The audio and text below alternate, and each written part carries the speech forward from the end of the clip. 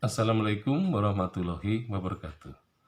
Lingkungan sungai ini merupakan pusat peradaban manusia, karena manusia sering tinggal di sepanjang sungai. Nah, di sungai-sungai itu banyak muncul kebudayaan dan peradaban yang berkaitan dengan ritual keagamaan. Jadi misalnya candi-candi itu ada kecenderungan juga berada di sepanjang sungai, ya, tempat orang beribadah. Nah, tetapi juga sungai merupakan kawasan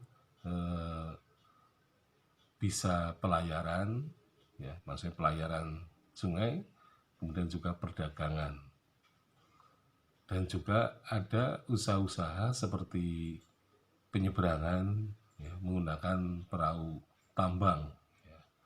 Jadi kalau kita perhatikan bahwa sungai itu adalah memang pusat peradaban manusia, karena di sungai-sungai itulah seringkali muncul pusat-pusat politik, ya, karena tadi manusia lebih banyak melakukan hubungan transportasi melalui sungai.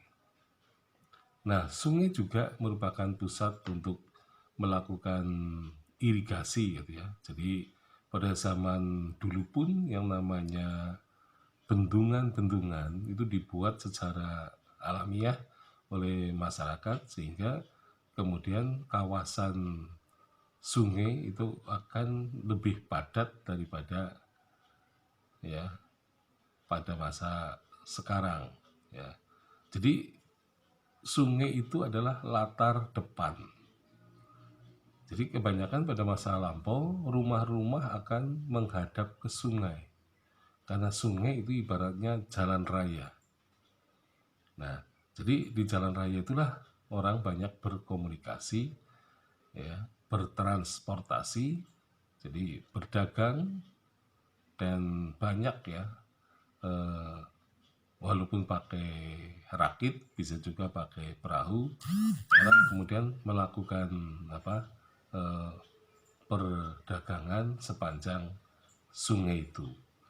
Nah, tetapi masyarakat sekarang sungai ini menjadi latar belakang.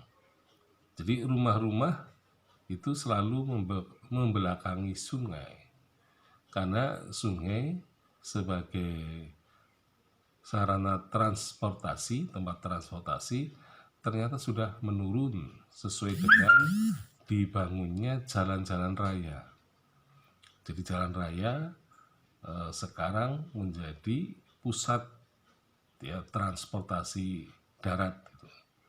Nah, karena itu maka manusia kemudian menggunakan sungai justru menjadi semacam WC umum, ya, atau menjadi tempat pembuangan sampah. Nah, sehingga sungai itu menjadi sumber penyakit. Nah, karena itulah maka sepanjang Sungai Serayu dan anak-anak sungainya itu terkontaminasi suatu bakteri. Jadi bakteri itu bisa mengaktifkan asam bongkrek.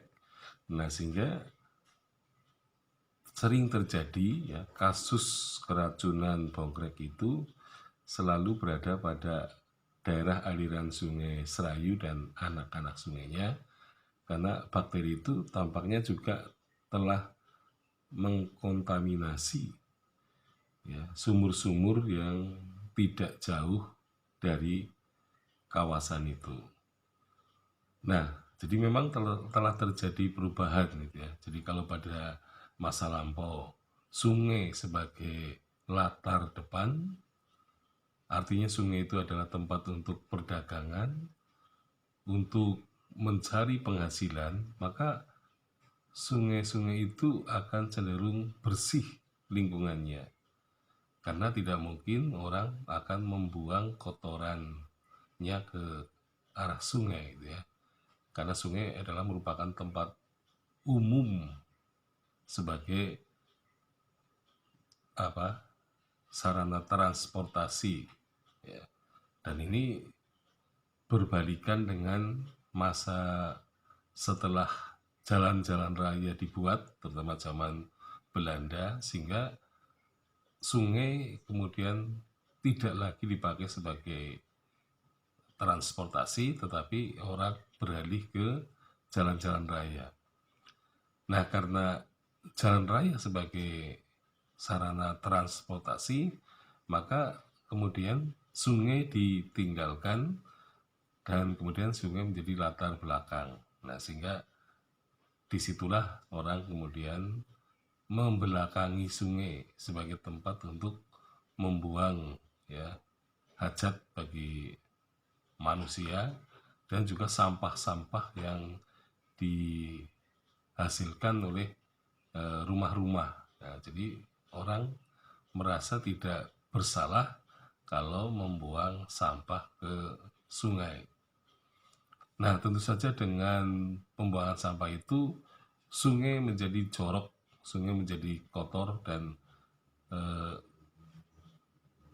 kondisi sungai ya mungkin bisa dipastikan sekarang bahwa kondisi sungai-sungai itu cenderung tidak sehat karena bau airnya sangat busuk karena sampah-sampah yang mestinya tidak dibuang ke sungai, tetapi orang kemudian tidak lagi mempertimbangkan untuk sampah-sampah tertentu saja ya.